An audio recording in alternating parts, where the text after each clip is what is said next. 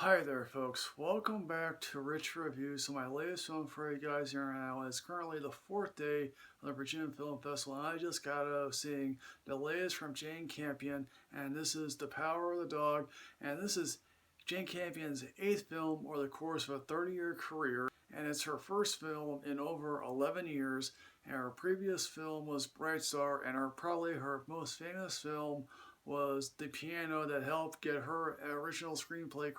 She got Holly Hunter a Best Actress win, and at the age of 11, Anna Paquin won Best Supporting Actress. And people have been wondering, will she be more impressive each time around? Some of her films have been critical but not moneymakers, and this time around she's back setting in a Midwestern feel again, although this is shot in New Zealand, her home country. And this tells the story of two brothers. Now this will have a limited theatrical release in November, and then it will be set for release on Netflix sooner. As I said, this tells the story of two brothers, Phil and George Burbank, one played by Benedict Cumberbatch, the other played by Jesse Plemons. They could not be more polar opposites of each other. You know, Phil, as played by Benedict Cumberbatch, is a guy who just prefers to live life as a ranch hand, and the two brothers live on this sprawling palatial ranch estate, if you can call it that, with a gorgeous looking house, which quite frankly, bravo's the set decorator for designing this house and the interior of the house. And if that's Jane Campion's actual house, bravo to them. Sharing his affection toward his ranch hand people, and obviously he's a relatively homophobic guy. I think that's clearly established, and he's also a mean SOB, but if he tries to be sinister, it sort of works. But Jesse Plemons, on the other hand, is a clearly bowler tie, hat, overall nice guy who's approaching middle age, and what he does next shocks his brother, because as they are on a cattle drive, they stop by the sort of restaurant of Rose, played by Kirsten Dunst, and her son Peter. George decides to marry the Kirsten Dunst character, and obviously her son is not exactly the most normal guy in the world, because quite frankly, he likes having the thing on his shoulder, making flowers out of, paper and so on and so forth. And obviously the ranch hands are like, yeah, this guy is skinny, he's scrawny, there clearly is something up with this kid. Grant, I have not read this novel. I probably would like to read this novel. A lot of films recently based on novels, short stories.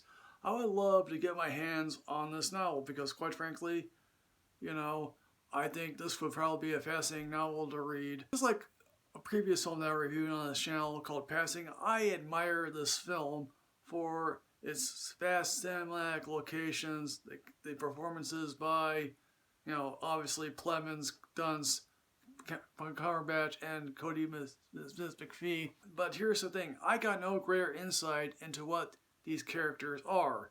I mean, yes, Jesse Plemons is a nice guy. Benedict Cumberbatch is a mean SOB at times.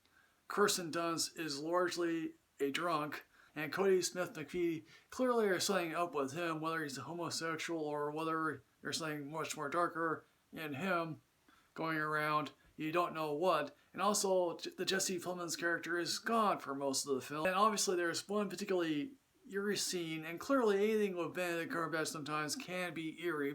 Now, Jesse Plemons at one point gets the Kirsten Dunst character a baby grand piano and tries to have her play, and at least at one point she is playing while the Benedict Cumberbatch character is upstairs playing the banjo and trying to intimidate her, or at least try to humiliate her.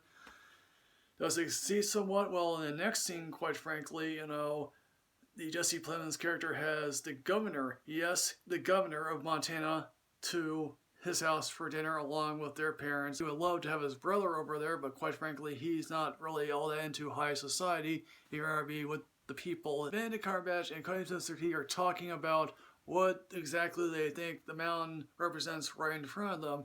And there's a good hearty laugh when it comes to that. There's also one very interesting moment involving an old ranch hand that Cumberbatch keeps mentioning. Now, quite frankly, do we think something sinister or homophobic went on between these two people? I don't know, but quite frankly, it's probably implied that it was at least abusive in a way. And, you know, this film sort of ends on an ambiguous note. Now, let me confess, I don't think there's any ambiguity towards the ending at all, because I quite frankly think, oh yeah, quite frankly, what happened here did happen.